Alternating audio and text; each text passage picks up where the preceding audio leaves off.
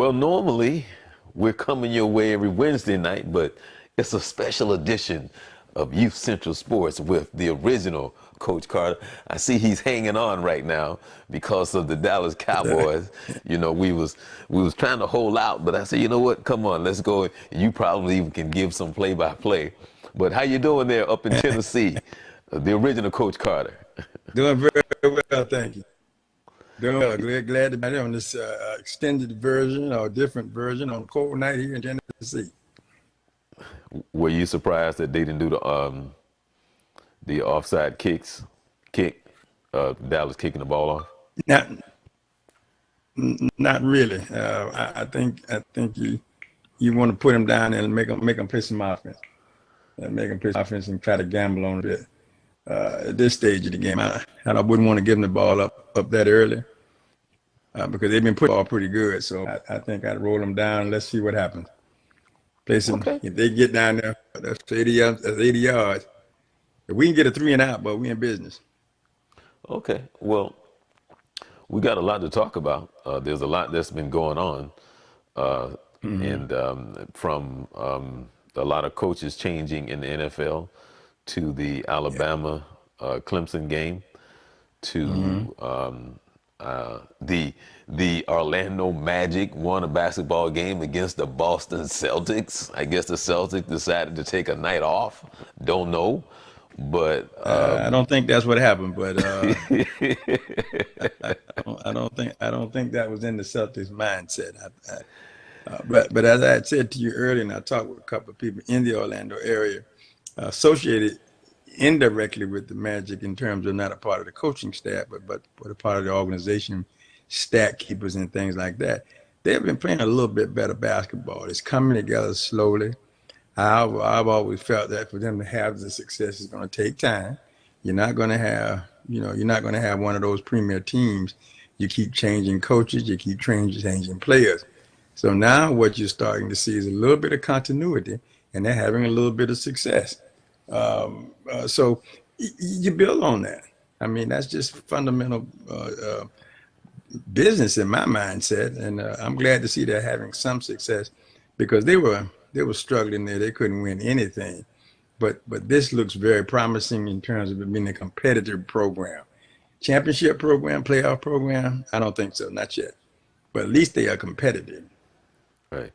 Well, one of the talks that, because we have two sports radio stations here, and the talk lately among the radio stations is trades and who can they get, who can they give up, and all of that.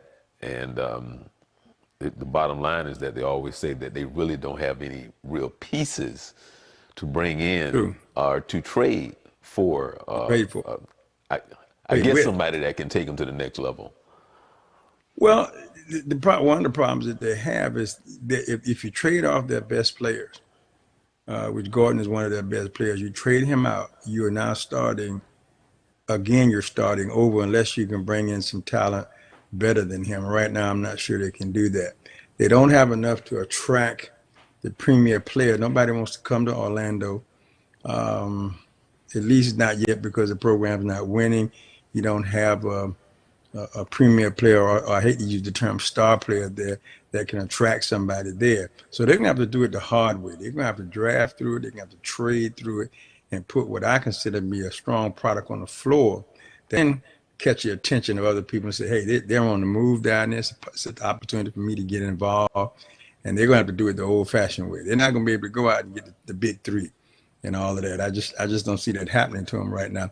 People are not understanding how the Orlando City Beautiful, all it has to offer. They're looking at it from that aspect. It's a lot to Orlando, especially with Disney World and SeaWorld and all of that there. The economy is pretty strong. All of the amenities that most athletes would be looking for, I think it's there. But that premier player has not, either for money or whatever, it be a career advancement or whatever, or the Magic's history has kept people from coming there. So they're going to have to win their way into those kind of players that they're looking for, in my opinion. Yeah, just off the cuff, I had a interesting experience today, Vince. But first of all, condolences goes out to Commissioner Ains. For the past couple of years, I actually had interviewed his father for something else a few Hmm. years ago, and I had Right. been speaking to him about his father because his father was one of the first police officers here in the Correct. Orlando area, so he has a lot of history here in Hmm. here in Orange County, here in the city of Orlando. And I had been wanting to do an interview with him, but today, Commissioner Ng's father passed away. Oh, Yeah, he went into the hospital and for something, and I don't know what it was, but his father passed away today. But I had already had a meeting with him to. This is my first time going to the Orlando Soccer Stadium. hmm. He was giving out the proclamation as part of the Florida Cup because there were some teams playing there today. I don't know who, but I had my first soccer experience in Hmm. the VIP suite. They, Not as nice as the as you can, VIP suite with the Magic. mhm. Well, as you can see, Because as you witness, they're strong.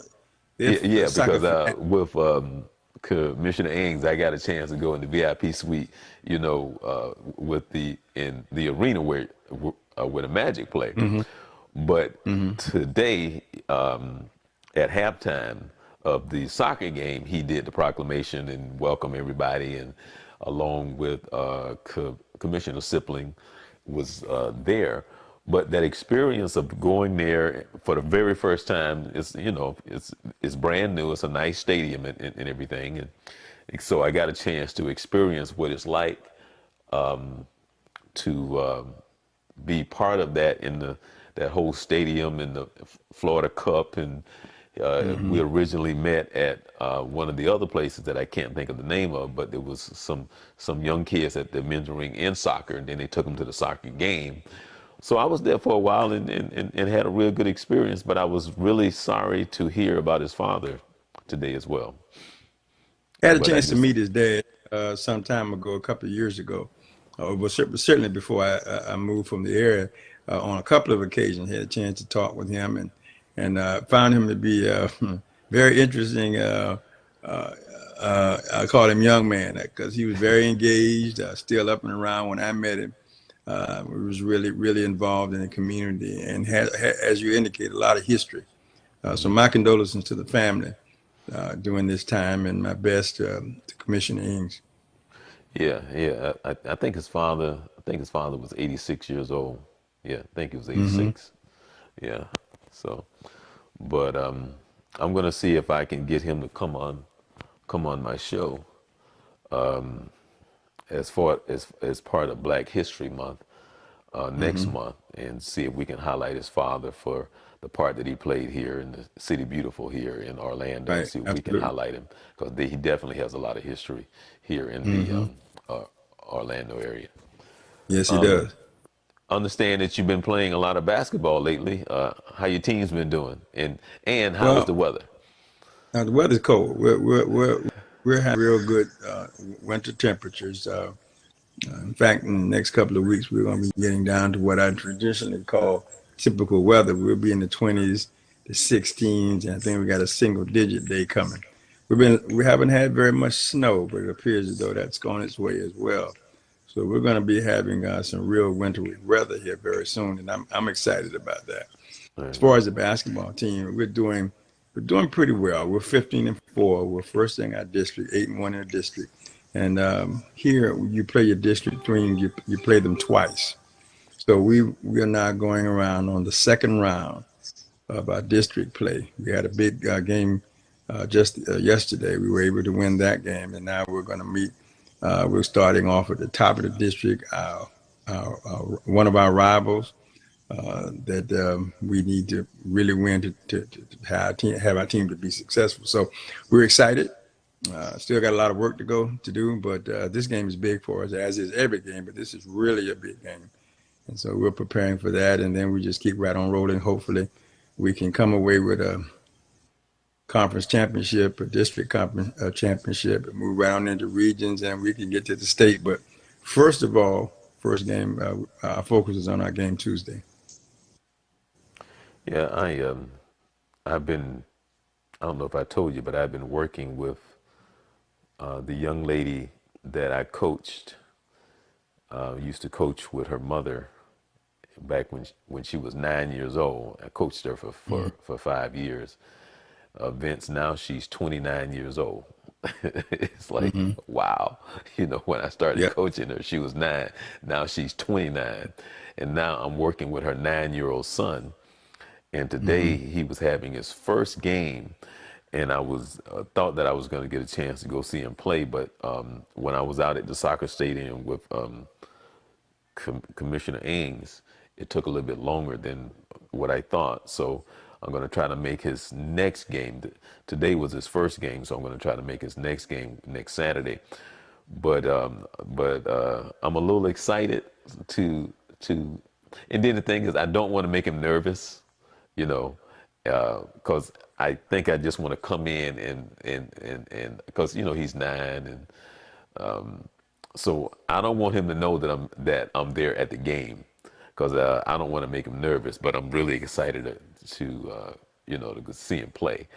So and Mhm. and and and Vince, he's a typical 9-year-old. He's a typical 9-year-old. Trust me, and he's funny, man. He is funny, you know. And I try to tell him, and I'm on him all the time, because he want to go and shoot 3-pointers, and he can't shoot 8 feet away from the basket. Mhm. That is typical. I know, right? He's That so that is not funny. only typical of 9-year-olds. Right. That's typical of 18, 19-year-olds who are not able to shoot the ball. I noticed so many kids. First thing they do when they go in the gym is shoot a 3-pointer, and I don't.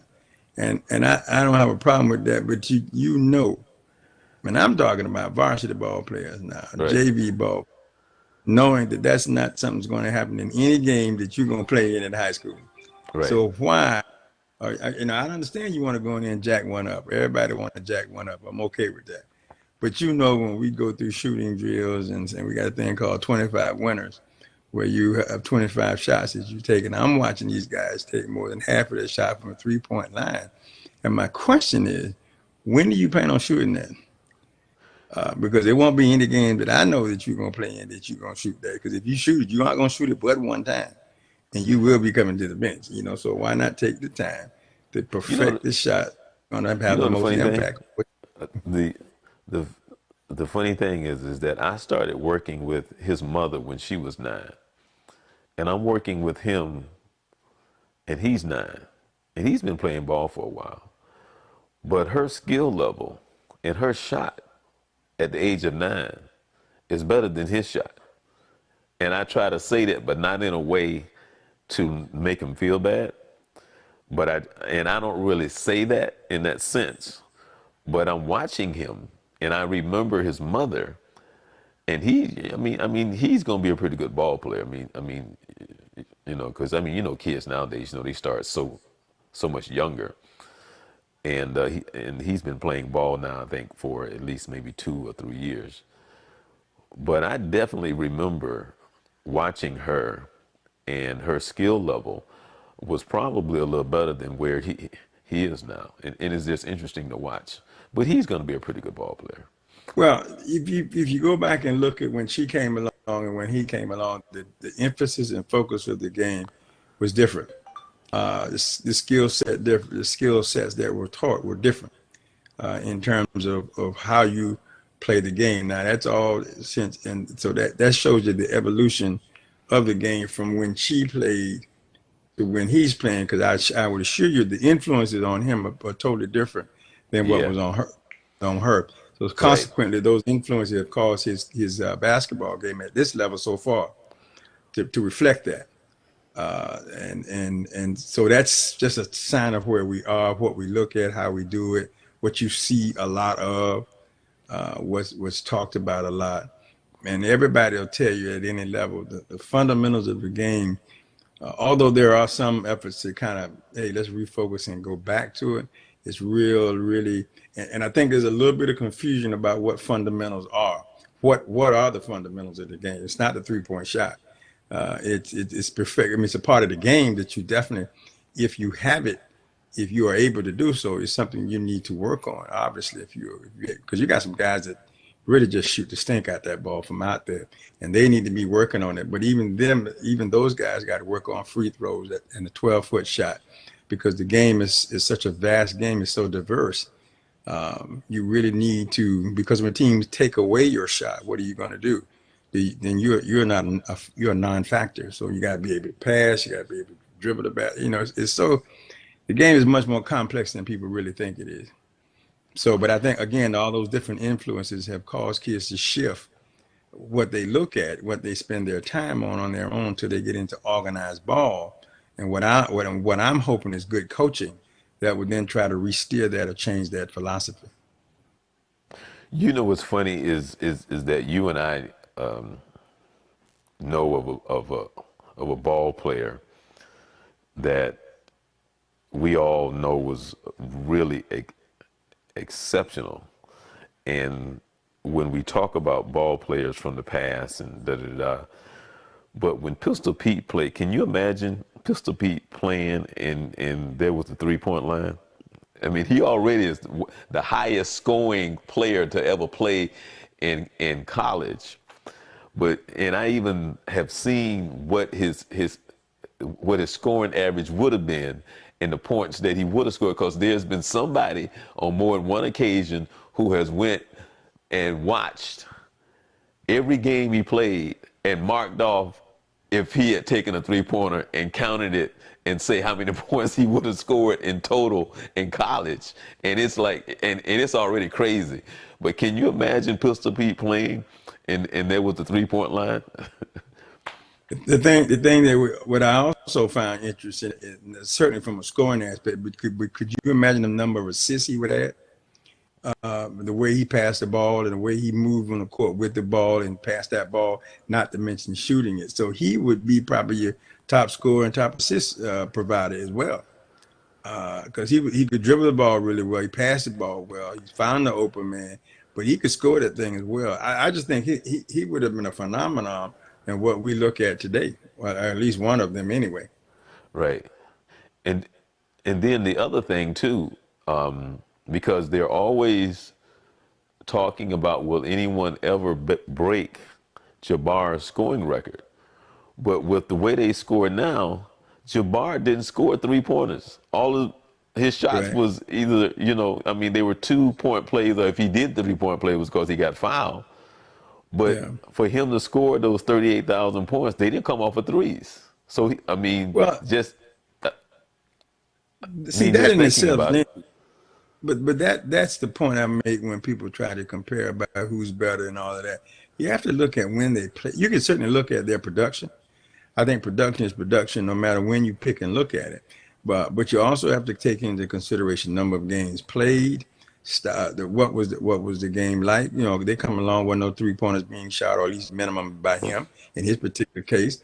Uh, and so, but you look at Elijah Wan when he came along. You go back to Bill Russell. You look at Chamberlain when they came along. What was the game like? It's hard to compare. You can talk about how many games they won during their era and compare that. Can you talk about what it's like for the way the defense used to be compared to where the defense is now, what the offense was like then? It's hard to compare that because it's just different. Games were different. Parity in the league was different. So I mean, so many different factors when you look at it. But I think that's something you could look at and say, here's a guy that scored 38,000 points and no threes, or no 3-point shots. If Right. anything, as you indicated, he got it off of and one. That's quite an accomplishment. That's quite an accomplishment. Certainly to put him up there. And it's a lot of guys. Look, I'm looking at 3-point shooters. There's some guys out there that's extremely consistent at shooting that 3-point game. So it's just another facet of the game, I think, that makes the game fascinating for me. But I'm not always sure that it's comparable. Oh yeah, yeah, yeah. Oh, what I wanted to ask you was since we were in the NBA right now, how you think Austin Rivers has adapted to being in Houston? I think he's been doing a pretty good job for him there, Vince. Excuse me. Yeah, I would have to agree. I was really concerned when he was let go and then traded and then let go, that his career may be over. But yeah, he fell into a great situation. It seems to fit him. Chris Paul is not there. He's along and doing very, very well. I'm excited for him. The question now would be, what's going to happen when Chris Paul comes back? How are they still going to be able to put him? Will they still be putting him on the floor? Because Chris is going to get all those minutes. A lot of those minutes he's getting now. Will Austin adapt? Will he be okay with it? He In won't have a terms choice of, there, Vince. He but won't have a well, what I'm choice. saying when I say that is, will he still be able to be productive in the role that they give him, which will be key? Because reality, he understands that he's replacing a starter, but he could be a valuable asset. He could be that second guy coming in, Chris Paul's relief or however they look at it. So great for him. I'm happy for him because I was concerned. I really thought his career could possibly be over. But he landed. He landed very well. He's adapted, and he's done a great job so far. He's really helped Yeah. Houston. Have you been surprised about the play of Houston? Because for a while they seem to be down. I am. I mean, they kind of lifted up, and then I mean, they lost the other night. But have you been surprised at their play lately? I'm shocked at them because I know a lot of people disagree with me, but I'm not a huge fan of theirs. I don't think that they're that strong of a team. Although, and I say that on one aspect, and I have to acknowledge on the other side of that, they got some scores. They can get the ball in the hole. They just have not done it. They've traded away most of their defensive presence, I thought. But overall, they really started to click, and they're playing better, and even their defense is a little bit better. So I'm shocked. I'm surprised. I wonder when we get down playoff time, will they be as strong a contender this year as they were last year? There's been question about the Warriors. Will they be as strong as a contender as they were last year? And I think both of them are showing you they are true competitors in championship teams because they're coming on strong. And the one thing about the is a Boogie Cousins is about to get on the floor here. We're gonna Right. That's really get a see Yeah. He's a scheduled to come on whole the different. 18th. That's what I was going to bring up next. He's scheduled to come on the 18th, which is next week. That's going to be interesting. That's going to be very interesting, and he's guaranteed to start. So you're going to put somebody on the bench, which is no big deal. But I just think with Boogie, if he can come out and play anywhere near where Boogie, which I believe he will be because that's why they've held him out so long, I really think it's going to add a new dimension to the Warriors. And when those guys get back on track, and you got Boogie inside, I really think it's going to be hard to beat them. Yeah. It's with how they've been playing. I mean, they still the Warriors, but they've Oh, been kind of like in and out a little bit. They've been losing some games that they normally wouldn't lose. right, Are games are right. closer against some teams that you'd be like, oh wow, because I I think the Hawks played them pretty tough recently as well. It You did. know, It did. Well, one of the things Steve Kerr had said that I thought was a realistic approach to the game is that they're playing real NBA basketball now. That we've had a great fantasy run, but we're playing real ball now, and so we've got to settle down and play. You know, they're not going in every game expect being perceived as winners. You can fight to get it now. Injury has gotten to them. That's real time. That's happened to a lot of other clubs, and they're having to fight. Well, if anybody familiar with sport, you know that when the closer the game that you win, the more the struggle that you have, it's going to benefit you as a team later on. And what I think they're doing is now is putting it back together, getting ready for their playoff run. They'll take all of this experience, all these people who've gotten playing time they didn't get before. Now you got Boogie to add to the mix, and they're going to now settle down and go ahead and play playoff basketball, which to me is probably one of their strong suits. It's going to make it real hard out in that West for somebody to compete with them. yeah, I was because they always talk about the Warriors and what it's going to be like in the off season. Draymond Green, he will he be the reason that Kevin Durant leaves they're saying that Kevin Durant might go to the Clippers. Kevin Durant might go to the Knicks, so on and so forth. So, and then they were saying, can you imagine that the Brooklyn Nets would be more of a draw than the New York Knicks, and imagine that the Los Angeles Clippers would be more of a draw than the Los Angeles Lakers, because you may find that the Clippers are better than the Lakers, and you may find that the Nets may be better than the Knicks. And the way that it's looking, that's probably going to be true. Well, if it did happen like that, I think it would be good for the game. It would be good to kind of change the perspective. That would add excitement to the game, certainly from the fan base. It would just add so much excitement. It changes the playing field. It changes the narrative when you sit down and you're talking about your best teams, your most exciting teams. It's going to change what the networks do as well. So I just think for overall, it's good for the game. I mean, I'm okay if you got a dominant team. I really am. A lot of people say, "Well, I don't like that. I want some diversity." Well, in order to have diversity, you got to win.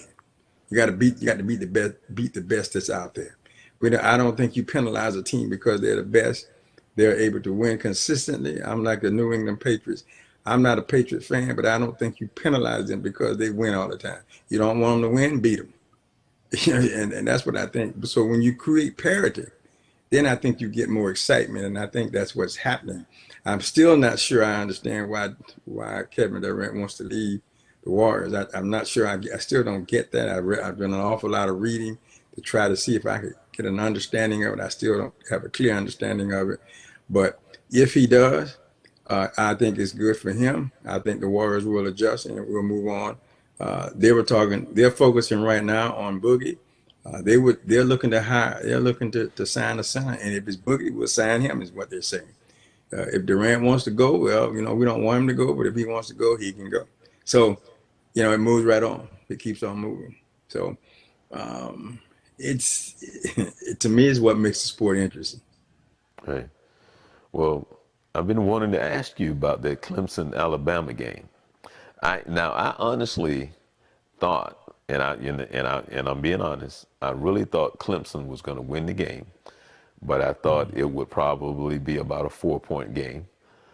And then what gets me, Vince, is that you and we talk, especially when it comes to college football, because I truly think there's something wrong with us as a whole, because the game is the game, and you and I both know that when you play sports, it doesn't matter what sport it is. It doesn't matter, because there's times when you're going to have close games. There's times when you're going to have blowouts. You're going to have games that are not so exciting.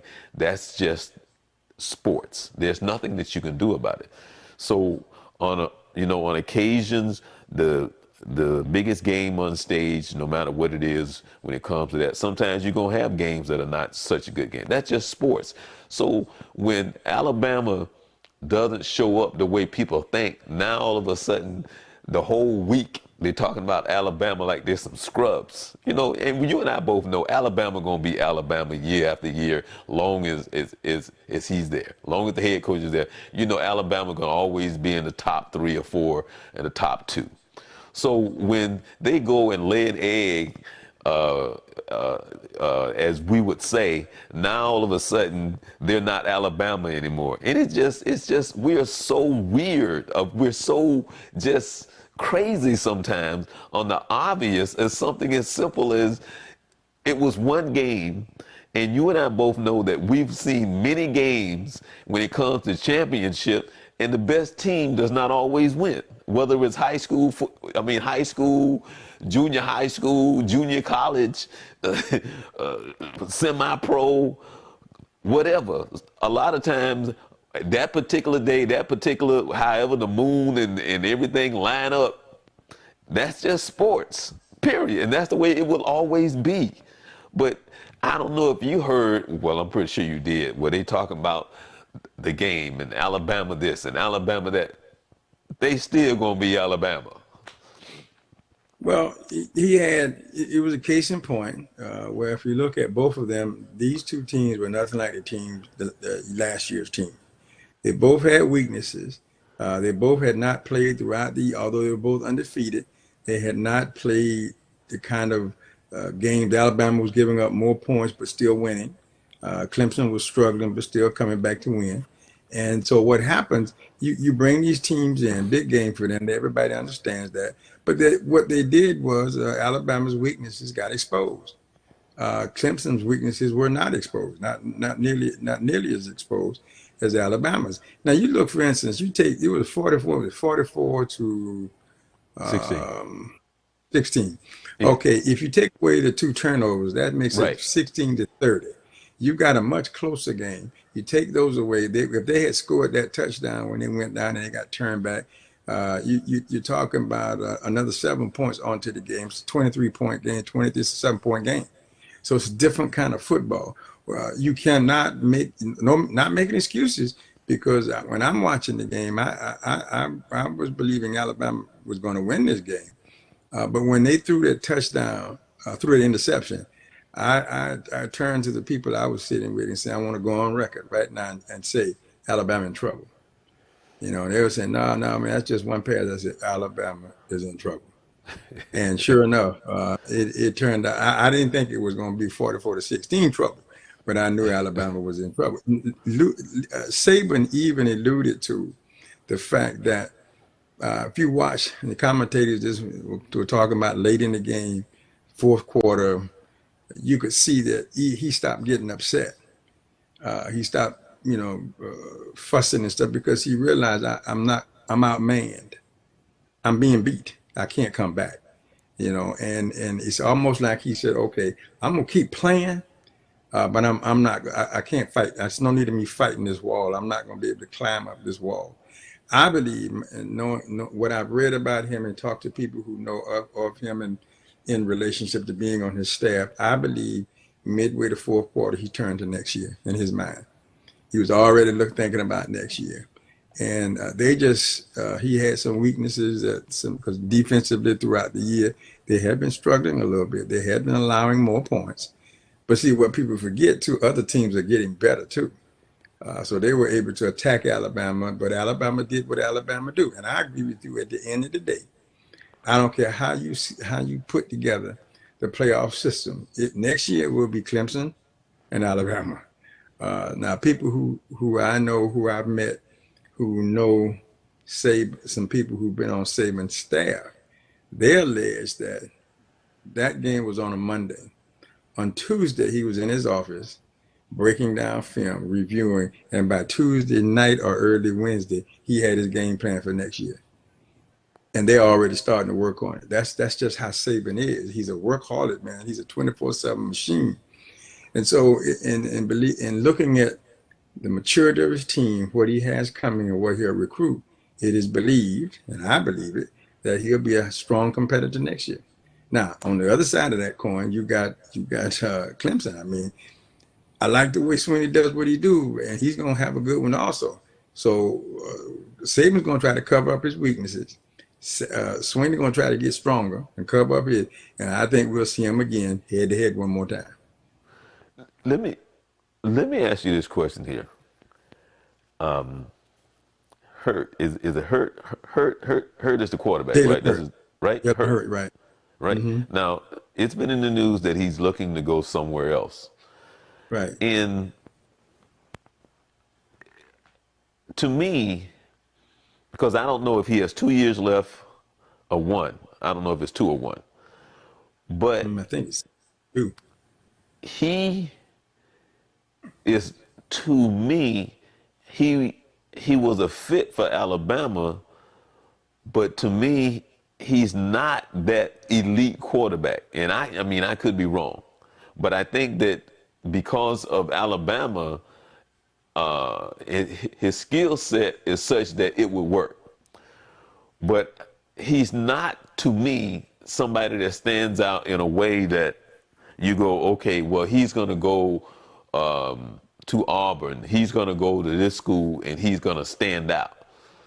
What do you think about? I mean, it's obvious that he don't think that he's going to be the number one guy at Alabama, so that's why he wants to leave.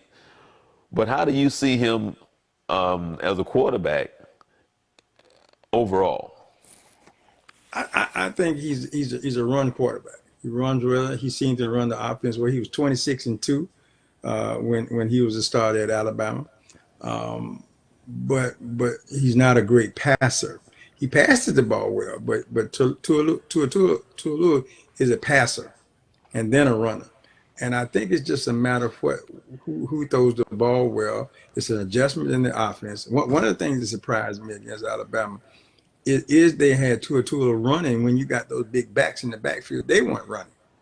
I don't know if I would have had. Now again, I'm sideline coaching, but Alabama got some huge backs back. Why you didn't get the ball, guys?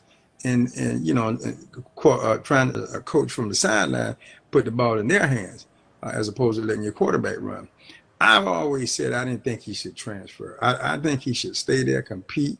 The two of them are a heck of a 1-2 punch.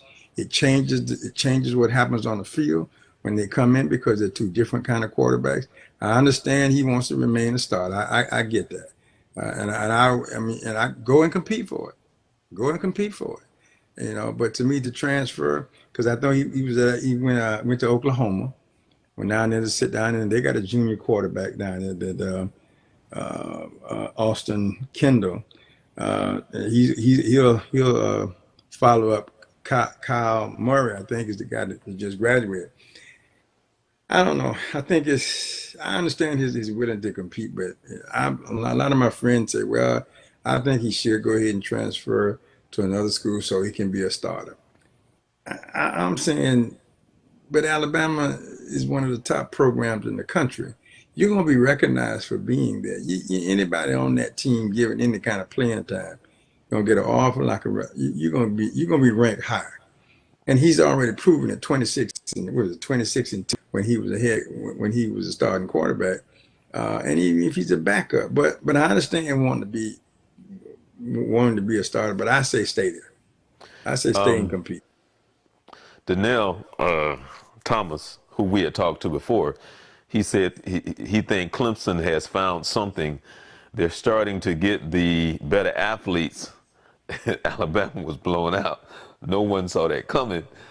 But, again, it's just one game, though. I mean, and I do, like I said, Donnell, I think that you have to admit that Alabama is going to be Alabama. So, But they got. I don't know. I mean, they're going to be Alabama. Yeah, they had some weaknesses in their secondary that they will probably replace. Clemson did a great job. They had two or three defensive ball players that were big for them that were not available to play, but they're able to replace them. It is a talent thing.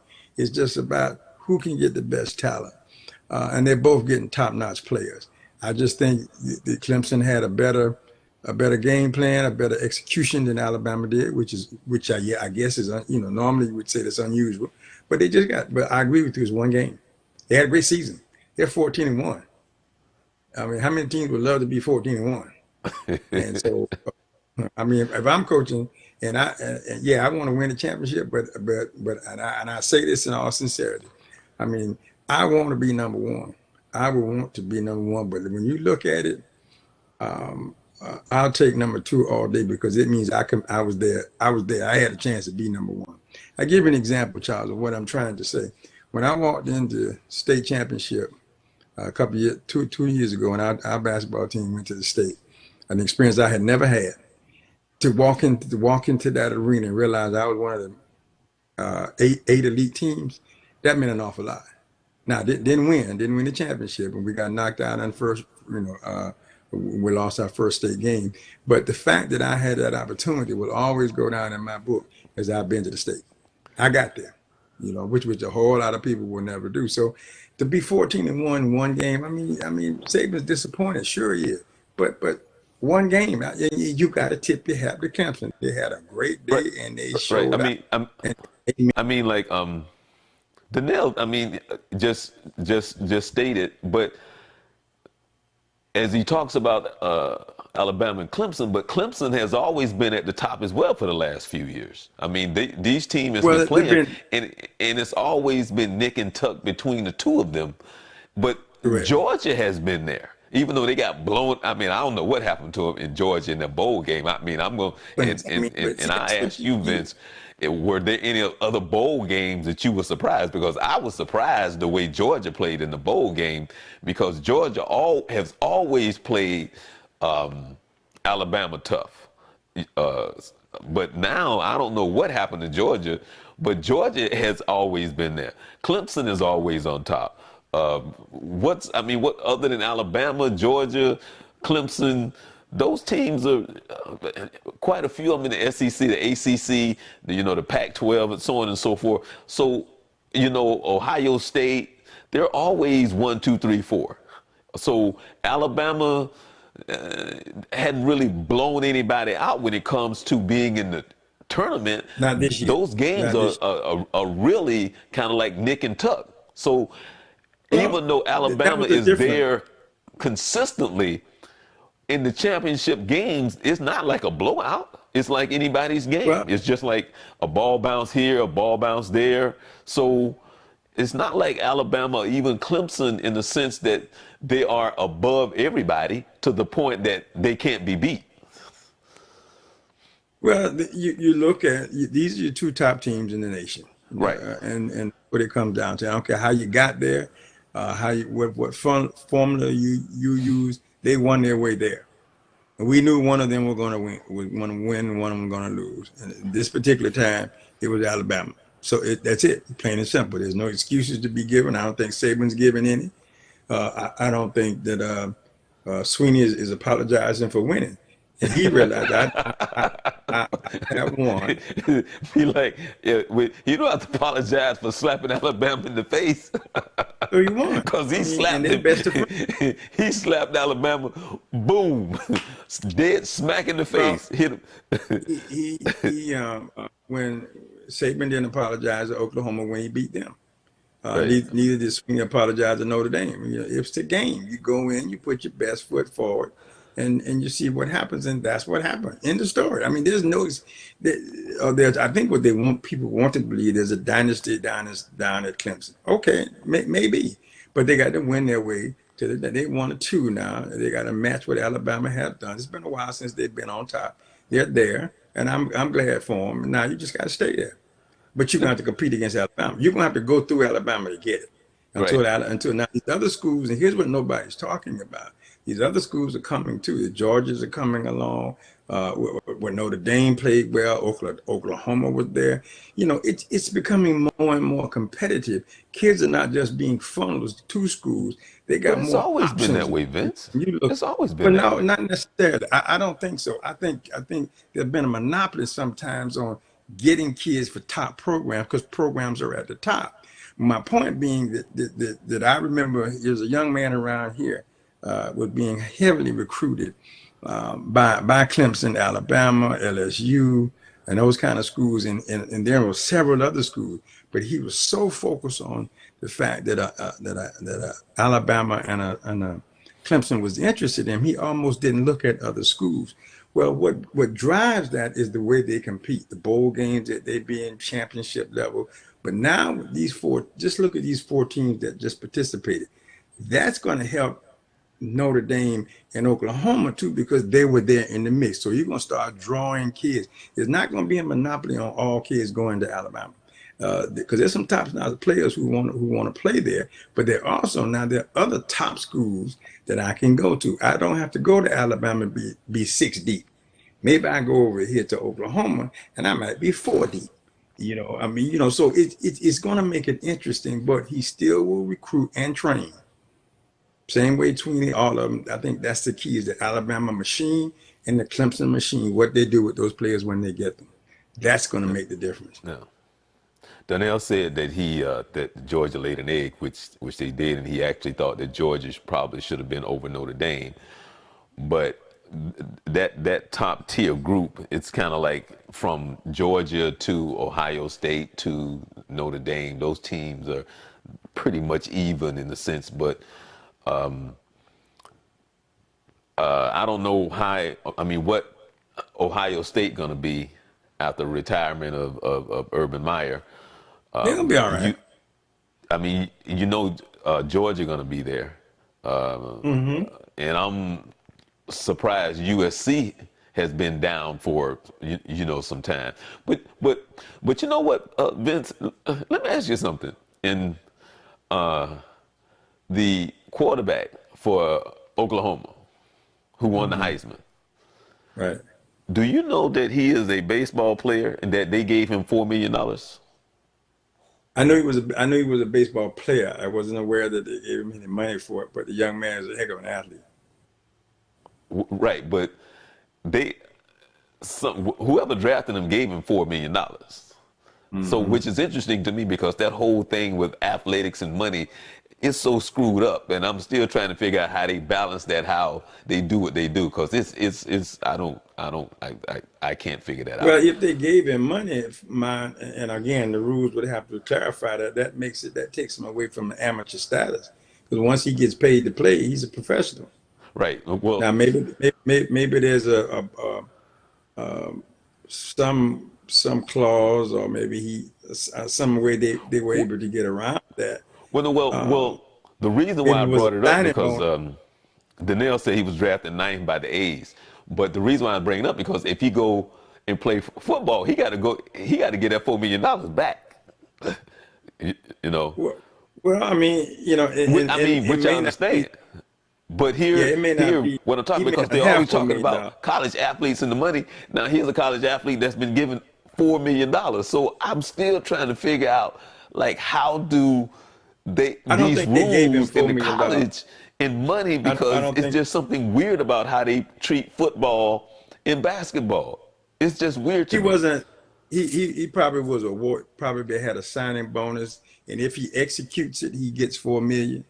But because once they give him 4 million, uh, and he accepts it, he's a professional athlete, and so that would be a conflict. So I would tend to think that you sign this contract, and you become a ball player, become a baseball player, or whatever it is they're doing, you get $4 million. That's almost like a signing bonus. If you come play, you don't. Obviously, you don't get that money because that would screw up his eligibility for both football and basketball. I mean, football and baseball. So, heck of an athlete, great opportunity for him. It'd be interesting to see which one he chooses. I didn't know he was that good of a baseball player, but I knew he played baseball or played multiple sports. And he that way, but I didn't know. In order for them to want him and to offer $4 million, he must be one heck of a baseball player as well. Now, Daniil said that he's not an SEC guy, but it's like you don't have to be an SEC guy to know that they've been dominant for the last few years. I mean, it would be nice, honestly, if they wasn't so dominant as far as the way that they have been over the last years. Because I mean, the SEC been dominating, man. It's just like really, I mean, because I mean, being from Florida.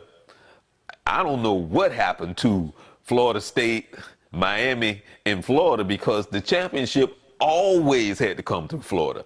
One way or another, you had to beat either Miami, Florida State, or Florida. It had to come through. Now, I don't even think Florida exists. I don't even think it's Are even you on the talking? map. So I don't know Which what sport are did you happen to talking Florida, about? period. What are you talking about? Um, Baseball?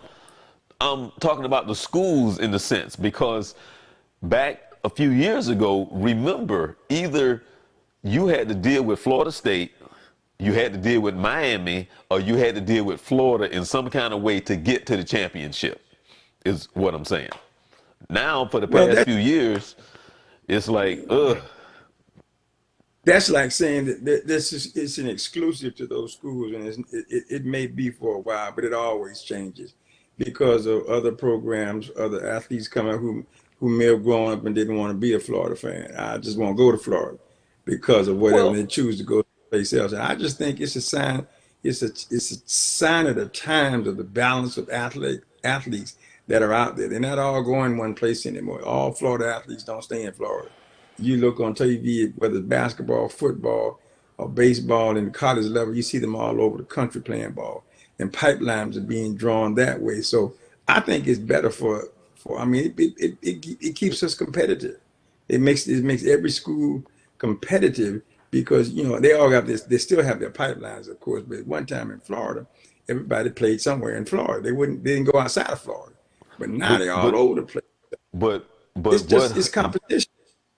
what hurt Miami was those suspensions and all that other stuff going Well, underneath the people choose table not and to getting go there. caught, and that's what Well, really if you hurt go to a suspension, you the can't participate Hurricanes. in both games. You can't participate in some of the biggest games of the year that help some athletes get it, be seen and stuff. And you have sanctions and stuff like that. Some players won't go to that. It's well, I'm not going to go to school there. So that hurts you. So that kind of stuff really sets you back a step when you do that kind of stuff. I'd be interested to see what happens now. They change head coaches again down in the football program. Basketball program is pushing right along. Don't know about Miami's baseball program. I don't follow them too much. But I'd be interested to see what happens with the football program now that Mark Wright has stepped down and or retired. To see, because sometimes it's all about change. Right. It's all about No. Miami baseball program has always been strong. Miami it baseball has been program in the is past. there. I Florida, mean, they Florida's always make it to the baseball program like has been in the good. top eight. Always, Well, always. you always Florida, UCF used to have a very strong baseball program, Oh yeah, yeah, very yeah, nationally recognized, and then yeah. Florida State had good baseball. University of Florida used to have a pretty good, but it happens. I mean, I think it's just a matter. It's competition. It's timing. Look at it. Every 4 years, something's going to change. You can almost look forward to that. Every 4 years, something's going to change. Senior Yeah. teams become freshman teams. Freshman team become seniors after a while. So it's just a matter of how well are you able to groom your player, your team for the long haul, and what new. Sometimes these kids they lose. These schools lose kids. They don't make it 4 years, whether it be they go early or whatever, and that changes their talent level and now they don't compete. So again, that's what makes sports so interesting. The coaching carousel in the NFL. I think the Bucks finally got them a good coach there, Vince. I think out of the Yeah. eight, I think they didn't hired six. I think there's six Yes. new head coaches in the NFL right now, I and I think the think Bucks. there's Even though I'm really two not a positions still. Buccaneers fan, but I think the Bucks got them a good coach. He's I the think they did too. I want to see if they'll support him. How much support he'll get, because I think he can really bring something to. I was reading something today. I didn't get a chance to read it. It's about his going to Miami and someone who, a lady who had said why she thought it was a business. I wanted to read it, but I didn't get a chance to read it before we got on the air. But I think he brings a lot. I think he'll bring some maturity to the team. He'll bring a different aspect, and that's always the key. Different coach, different philosophy, different way of doing things. I understand they're interested in keeping Jameson Winston, which could be very good for them, and just see. I mean, it's amazing to me how these guys get fired, and because he's in F, he can't get it done, but you can hire him over here, and he's the world's greatest thing. So let's see how it goes. Miami Hurricane coach retired. You know, Mark man, Wright. I used to love my Miami Hurricane back in the day when Jimmy Johnson was there because those were some bad boys. I mean, I just love the attitude on the field. They used to remind me of the old Oakland Raiders, you know. Right. And Danielle said that they're all six white coaches. I guess they haven't hired any brothers, but it'd be interesting to see the last two, if any minorities, any black coaches would be hired. You know, Well, the black coaches are being hired, but not as head coaches. Some right, of the head right, coaches are right. going to offensive coordinators, defensive coordinators, which puts them in position to be promoted again. Uh, don't know if they will be, but it does put them back. At least it didn't put them back as defensive back coaches and stuff like that. They're taking their experiences, acknowledging their experiences, and putting them as offensive coordinators and defensive coordinators and things like that. But to his point, it is interesting that all of the candidates that are out there now, there's still a couple of jobs that are open. There's a defensive linebacker coach with the Cowboys whose name has been thrown around a lot, and it'll be interesting to see now the Cowboys lost today, 30-22. If what will happen now? What today is Saturday. early, almost Sunday. Let's see what happens on tomorrow, Monday. He'll be interviewing. He may end up coming up with a job, and yeah, I think they're looking at him as a head coaching position as well. So, well, since we talking about the NFL, uh, the Colts lost, which I did expect them to lose that game to I Kansas did too. City. I really I didn't think expected Kansas City to win that. yeah, I didn't think the Cowboys was going to beat the Rams. I thought they had a shot at it. Uh-huh. I really thought it was obviously the Rams were the favorite, but I really thought the Cowboys had a shot, and I really think they played like they had a shot. Come up short, but play some really good balls. From a Cowboy standpoint, you would obviously be disappointed with the loss, but you'd have to be excited about the performance of the team this year. I understand they're considering giving Jason Garrett an extension on his contract as head coach. Oh, really? I don't know if that's a good idea or not, but you got to give him kudos for what they did this year. A lot of people doubted what they could get it done, but as a Cowboy fan, I'm very proud of what they did, but disappointed they lost. But I kind of felt the same way. I thought the Rams were a team to beat. And we had a shot at them. We had a shot, but we came up short. So I'm not too disappointed. Well, as a tribute to you, I just have to. There you go, right there. Boom, shakalaka, boom, boom, shakalaka, boom, boom. Yeah, yeah. Amen. How about them Cowboys? Mama We don't let are your them baby boys. grow up to be cowboy. Yeah, we are them boys. We are them boys. All I right, so feel we got better. we got two games tomorrow, and Donnell, if you're still watching, I'm asking you as well. What's your pick for tomorrow, Vince? And I'm Who's asking you as playing? well, Donnell. Who's playing tomorrow? Well, you got the Los Angeles Chargers playing your favorite Patriots, right? I, I actually, I actually believe I would like to see the Chargers win. Playing them in Foxborough is tough, but probably the odds are favored for New England to win it. But I'm thinking the Chargers might be able to pull it off. Uh, Donnell is picking the Pats and the Saints. I am picking. I'm actually picking the Chargers to beat the New England. Hmm. The the Saints are tough, man. Yeah, It's tough to go there. And it's tough to beat. It's if to go Philly against. defense comes to play, it might be a game, maybe. Yeah, So but I even and I know they're in our division, and I know that's Fran's favorite, but I have to go with the Saints on that one. that's I mean that's going to be a tough task for Philly Philly has to go played. into the because I mean the Saints are and actually you know what I actually picked about 3 or 4 weeks ago. I said either the the Saints, Kansas City, or the Rams are going to be one of the three that's going to win the Super Bowl. I don't know which out of the three, but I picked either the Saints, the Rams, or the Chiefs to win the Super Bowl. Well, two of your three picks look really good today and what they did.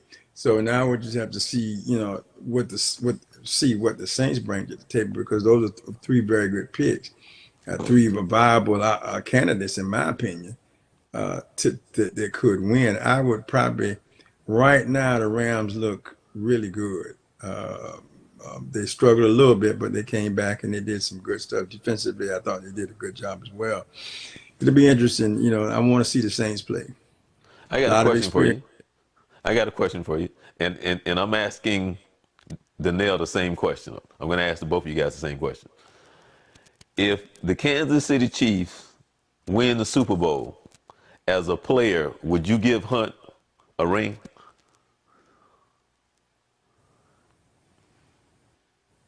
I'll let Donnell answer that.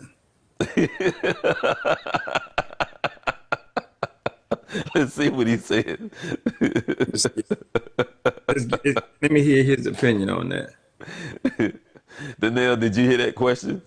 If Kansas City wins, would you give Hunt as a team player? I mean, as a team member, would you vouch to try to give him a ring?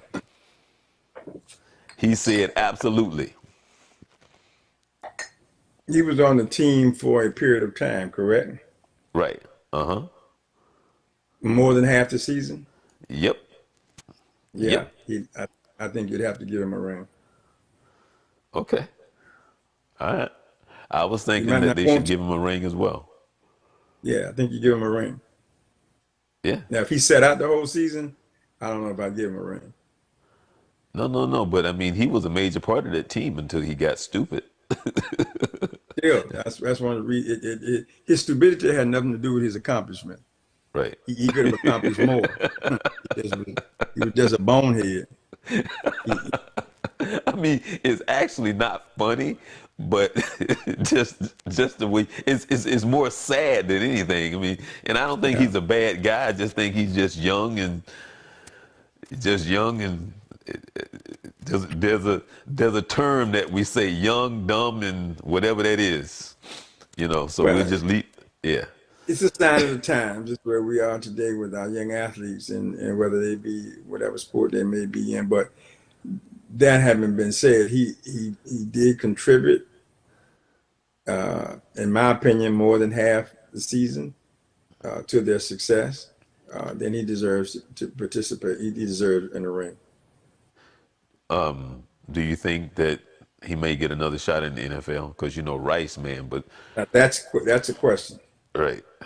I mean, because Now that's a Rice, big man, question. woo. I mean, but It just depends. These guys. You got 58 players on a team, and that's a lot of man.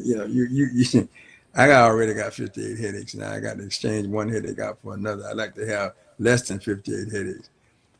He's gonna have a problem, I think. So is Antonio Brown from Pittsburgh. I think that they don't have any plans to get rid of him right now, but it's gonna be tough in camp. There's gonna be something added to his contract, or something to try to curb his behavior. And if it doesn't work out, then he'll be gone. well, Donnell was saying that Hill had an off the field issue, but it wasn't. uh, there was no video, and he's still playing, and that's the thing because when you sitting there looking at it, and then the thing that got me with Hunt was that he came back. I mean, he left and then he came back, and then he hit her, and I'm like, man, like what was that about? Because I'm still trying to figure out like what was that about that he Well, was so angry that that took place, and then he came back, and I don't know if he either kicked her or something, and it was like, well, what is that about, And I mean, you can't answer the question, but still, it's just like, what are you so angry about, It's like, well, one wow, of the things he did, he said it wasn't important to talk about, which I agree, because he opens himself up to more criticism. The act I did was bad enough. That into why I did it doesn't matter. right? It was a poor decision on my part, and so be it. Because if he tries to put any explanation behind it, it's just going to get worse. Well, And I think that's because he right can't. shut it down. Well, Right, even that's if he because he could, can't. I wouldn't. He doesn't owe the media an explanation, and that's what I think he under somebody's advising. You don't have to explain it. You accept it. You did it. That's sufficient. You made a bad enough decision when you did it. Don't try to explain it. Don't try to just because explanations mean justification. You can't justify that. What you did to her is on tape. What can you say? So PR, good PR says don't say anything. Just leave it at that, which was a good move. And I'm not sure I want to hear that anyway. Right. Oh, by the Because, way, I just because want you to know to me, that I got a couple of feedbacks from people, and when we was talking about Josh Gordon, with the way that you explained, as we talked about dealing with addiction and the issues and the problems and trying to overcome. You did a good job. A lot of people Good. don't know that that's your field, and that's what I'm saying. You've been working in that field for a very long time, and like you say, you have been dealing with people with addictions, and so you did a good job of explaining that. So if people would like to go back and look at the archives, you can. Again, you've been working in that field for a very long time, Long time. and Yeah. nothing like that is surprising to you because as you talked about triggers and what may trigger Yeah. something, yeah. So What triggers? Triggers are hidden. They're not always visible, and sometimes, and they're sometimes triggers change. Yeah. So it is far more complex and I'm glad it made sense to somebody in trying to explain it because it's hard yeah, to because explain. what we'll do is that we will look at the stadium with 85,000 people, his check and his car, his lifestyle Hmm. versus the true issues and the problems with what he wakes up with every day. Because somehow or And what another, he's running between from every, the 85,000 people, the neighborhood that he lives in, the check that he cashes will supersede his true issues and his spirit that he's battling with. And it doesn't work like that. and nobody realizes that that's what they see in the daytime. And he spends all night running from it. And his only sometimes his only refuge is to come back to work. Then he hates to leave work because he has to go home and face that. He'd much prefer to stay on the field, on the court, on the diamond, or wherever he is because that's familiar, that's comfortable to him. Now I got to go home and face that demon, especially those guys dealing with depression. Now I leave all of that, all my friends, all my cohorts, co-workers, and I go home. And regardless to what home looks like, family, whatever, it's a different world. And there and there that's where the fright comes into play, and the depression gets worse and worse. I mean, it's amazing. It's amazing that these guys sometimes are able to function from addiction to depression. It's fantastic that they're even able to be rational, with what they do. Right. Well, Donnell says that he probably needs to retire, but I mean, he's still a young player. Whatever those triggers are, that's from his childhood, whatever those demons are that he's battling, whatever that is, he just needs to try to figure it out because it's not. We look at the football part of it when it's life and whatever those challenges are, because football is just a small portion of it. But he has to wake up with whatever that is every day of his life until he can fix and find out what's really is going on within. What is coping? It's being able to cope and teaching him how to cope with that. Football may play a huge part of his coping mechanism, but football is not 24/7. So he doing football, whether it be practice game or whatever, he's able to cope really well with whatever he did because it distracts him. He's got to focus on his job. It's that downtime. It's that after that. That's the hard part. Getting away from that and then now having to deal with this on my own in my own perceived vacuum. How do I deal with that? That's the trouble he's having, a part of his trouble. And then so now we got to teach him, or if he would allow someone to help him create coping mechanisms that he can cope, learn to shrink that battle to a more manageable situation. It may not ever go away, but it'll be more manageable for him. Yeah, and that's tough to do. Well, That's easily said, but that's tough to do. well, Chris Carter said something about 2 or 3 weeks ago, and he was talking about his addiction, and Hmm. he let it be known that it's a day by day challenge. It's never Yes, over. it is. It's not done with. It's a day by day challenge. Yeah, without a doubt. Right. And so Yeah, without a you doubt. deal with I it mean, that's day every day. by day. And Charles, I would, for people to understand, alcohol. I'm just going to use alcoholism as As an example, when we quote unquote assist an alcoholic in trying to reduce his alcoholism to the point that maybe he's not drinking, he's fighting the urge to drink every day. They'll tell you, I haven't had a drink in 13 years. They're still fighting every day not to drink. There's circumstances that they're faced with, some publicly, some in private, that they're fighting. And the first thing they think, I mean, they haven't had a drink in 13 years. Okay, he's been sober 13 years, but crisis hit him, and the first thing he thinks about is the easiest way for me to deal with this drink. So he's constantly drug addiction. Those people who come off of drugs, they're still fighting drug addiction. They may be drug free, they may not use it anymore, but he or she is still fighting it. To Chris Carter's point, every single day they have to reassure themselves that I'm not going to use, I'm not going to drink, or whatever that addiction might be. It's an ongoing battle. Right.